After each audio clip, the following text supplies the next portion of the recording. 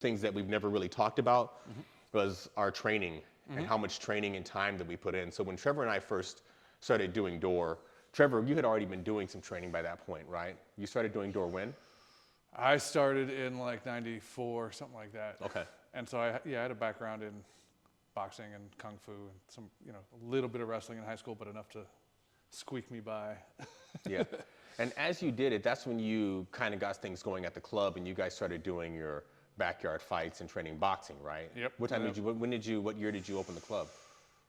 The club started in 93, and then we did our first fight party probably like 98, something like that. 98. And it's with just wrestling, just wrestling. Were you guys UFC. already taking boxing classes up until then? Some, and then I was like taking judo at the time because there wasn't a jiu-jitsu school around that I could get to or afford, and then okay. But then it just kept going. It kept going. And then when did you meet Delgado? Probably like 2001, and then we started training. So that's when you started training with Delgado, and that's when you started doing jiu-jitsu. And that's like twice a week. And then you guys started taking it a little more seriously. Then were you also doing boxing? So when you were a bouncer, and you started bouncing in what you said, like 96? Yeah. But you did probably like 4 or 5 years without doing any sort of martial arts specifically. You just had your wrestling. I'd boxed at Kings like in high school. You had boxed at Kings in high school, so you already had boxing from Kings and stuff like that. But it had been a minute, and I was just drinking and not training. And drinking and not training. Okay. And then I was like, I better start training again if I'm going to keep doing this all the time. Keep this job. Like, I better. Yeah, no, I started bouncing around close to around 2000. I think you and I met around 2003. Right around then, we met around 2003. And then as soon as we did, we immediately started training together. Yep. Right, we immediately started. So, and all of the bouncers that we worked with, we did always try to get them to come and do jiu-jitsu class. So we had jiu-jitsu out of my garage, probably starting around then, 2003, 2004, starting with Delgado Jiu-Jitsu.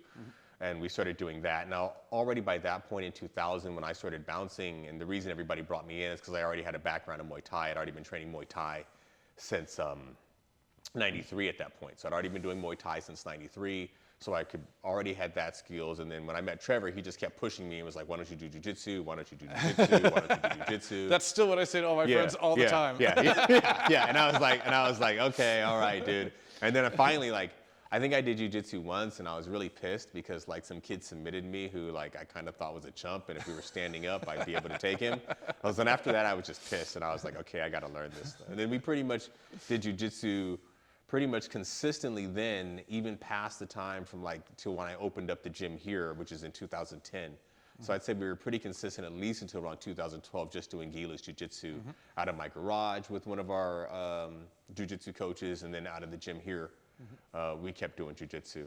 And then we started worried about getting stabbed. I forget what happened. We're like, we better throw some sticks and some knives in this shit, because. Oh yeah, and I think around 2000, I want to say around 2006, we started training with Jeff Finder. This is just the training that Trevor and I have done together, but that was part of it. So we'd do door, we'd train in the daytime, and then we'd go do door at night. Immediately go do door at night, and then we talk about the training and stuff, and then we'd look to use different stuff. But then we met Jeff Finder, and then we started training Serrata with him, and we signed up we did at least a year and a half solid with Finder, and then it kind of started dropping off, and people started dropping off, but I think we were pretty consistent for about 2 to 3 years with Finder doing the Serrata after that. And then we both messed around with Santucci on and off at certain times. Yeah, we both trained some of the Cyan style of Serena, right? When we could get him, we did Cyan. So our training was fairly well-rounded. We both had a stand-up background. I had kickboxing and Muay Thai. He's got boxing. I also did Western boxing as well.